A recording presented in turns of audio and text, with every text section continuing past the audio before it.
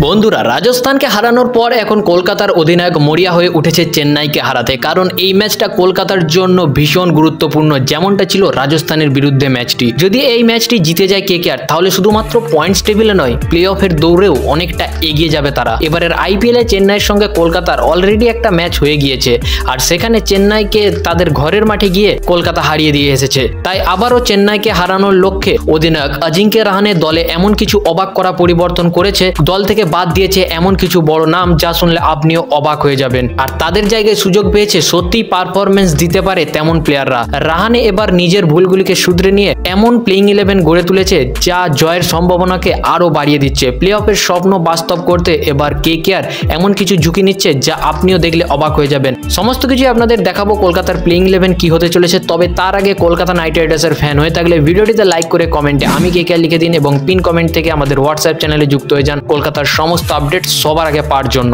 এই ম্যাচটি অনুষ্ঠিত হবে 7ই মে সন্ধ্যা 7:30 থেকে কলকাতার ইডেন গার্ডেন্সে। তো চলুন দেখে নেওয়া যাক কলকাতা ওপেনিং এ কি পরিবর্তন এনেছে। বন্ধুরা, ওপেনিং এ তেমন ভাবে কোনো পরিবর্তন হবে না। রহমানুল্লাহ গুরবাজ আগের ম্যাচে দুর্দান্ত ইনিংস খেলেছে, 25 বলে 35 রানে আউট হয়ে যায়। আউট হওয়ার পর তার মুখের অভিব্যক্তিতেই বোঝা যাচ্ছিল যে তিনি আরো রান করতে চেয়েছিলেন, তার মনে অনেক আফসোস ছিল। তিনি যদি ভালোভাবে একটু খেলতে পারতেন, এই ইনিংসটা কিন্তু 250 রান পার করতে পারতো। এবারের ম্যাচে তাকে কিন্তু আবারও ওপেনিং এ দেখা যাবে। 2 নম্বরে আমরা দেখতে পাবো সুনীল নারিন। আগের ম্যাচে 9 বলে 11 রান করে আউট হয়, যদিও রান কম ছিল কিন্তু স্ট্রাইক রেট খুবই ভালো ছিল। তিনি যদি একটু আস্তে করে খেলতে পারতেন তাহলে হয়তো তিনিও হাফ সেঞ্চুরি করতে পারতেন। এই পজিশনে বন্ধুরা কোনো প্রকার পরিবর্তন আসেনি। 3 নম্বরে আমরা দেখতে পাবো অধিনায়ক অজিঙ্ক্য রাহানে। তিনি শুধুমাত্র একজন অসাধারণ ব্যাটসম্যান নন, বরং দুর্দান্ত নেতৃত্ব দিচ্ছেন কলকাতা দলকে। আগের ম্যাচে 24 বলে 30 রানে করে আউট হয়। ধারাবাহিকভাবে কলকাতার হয়ে রান করছেন, একদম কনসিস্টেন্ট রান করছেন। কলকাতার মিডিল অর্ডারের সবচেয়ে বড় ভরসা বলতে পারেন অধিনায়ক অজিঙ্ক্য রাহানে। 4 নম্বরে আমরা দেখতে পাবো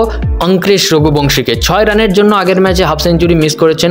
খুবই শান্ত মাথায় খেলেন এবং একদম অসাধারণ ব্যাটসম্যান। তার পারফরমেন্সে খুবই খুশি অধিনায়ক থেকে শুরু করে কেকেআর ফ্যানেরা, কেকেআর ম্যানেজমেন্ট সবাই। তাই বন্ধুরা, এই জায়গায় কোনো পরিবর্তন হচ্ছে না। রঘুবংশী হতে চলেছে কেকেআর এর পরবর্তী স্টার, কিন্তু এটা মাথায় রাখবেন। 5 নম্বরে বন্ধুরা আমরা দেখতে পাবো আন্দ্রে রাসেল। আপনি হয়তো ভাববেন যে এত তাড়াতাড়ি আন্দ্রে রাসেল। বন্ধুরা, আগের ম্যাচের মতোই এই ম্যাচে আমরা আন্দ্রে রাসেলকে দেখতে পাবো। এই ভুল রাহানে কোনোভাবেই করতে চাইবে না। 5 নম্বরে তাকে যদি খেলানো যায় তাহলে তার ব্যাট থেকে একটা বিধ্বংসী ইনিংস আসতে পারে। আগের ম্যাচে সেই পারফরমেন্স তিনি করে দেখিয়েছেন। 6 নম্বরে বন্ধুরা আমরা দেখতে পাবো রিঙ্কু সিংকে। অসাধারণ ইনিংস খেলছেন তিনি, তাই রাসেলের পরে আমরা তাকে দেখতে পাবো। আর 7 নম্বরে আমরা দেখতে পাবো, এবার হয়তো আপনারা অনেকেই মনে করছেন যে ভেঙ্কটেশ আয়ার, 24 কোটির ভেঙ্কটেশ আয়ার কোথায় গেল? ও তো 3 থেকে 4 নম্বরে খেলে না। তো বন্ধুরা, এই জায়গায় আপনাদের জানিয়ে রাখি 7 নম্বরে আমরা মনীষ পান্ডেকে দেখতে পাবো। ভেঙ্কটেশ আয়ার এইবারের মতো আইপিএল 2025-এ কলকাতার হয়ে তার খেলা মোটামুটি ভাবে শেষ বলতে পারেন। এটাই অধিনায়কের সবচেয়ে বড় সাহসী সিদ্ধান্ত। ভেঙ্কটেশকে আর সুযোগ দেওয়া হবে না, কারণ মনীষ পান্ডে কলকাতার হয়ে যখনই সুযোগ পেয়েছেন ভালো রান করার চেষ্টা করেছেন এবং ভালো ইনিংস খেলেছেন। তাই এই ম্যাচে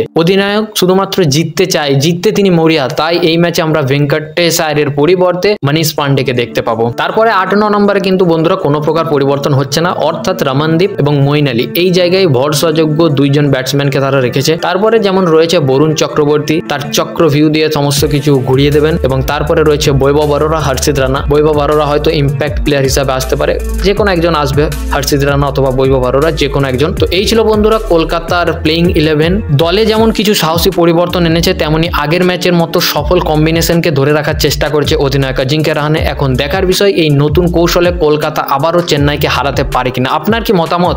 কলকাতা কি চেন্নাইকে হারাতে পারবে? প্লে অফে কি কলকাতা যেতে পারবে? আপনার গুরুত্বপূর্ণ মতামত অবশ্যই জানাবেন এবং পিন কমেন্ট থেকে আমাদের হোয়াটসঅ্যাপ চ্যানেলে যুক্ত হতে একদম ভুলবেন না। এক্ষুনি যান, তাড়াতাড়ি যুক্ত হয়ে যান, কারণ আপনি কলকাতার সমস্ত আপডেট ওখানে সবার আগে পাবেন।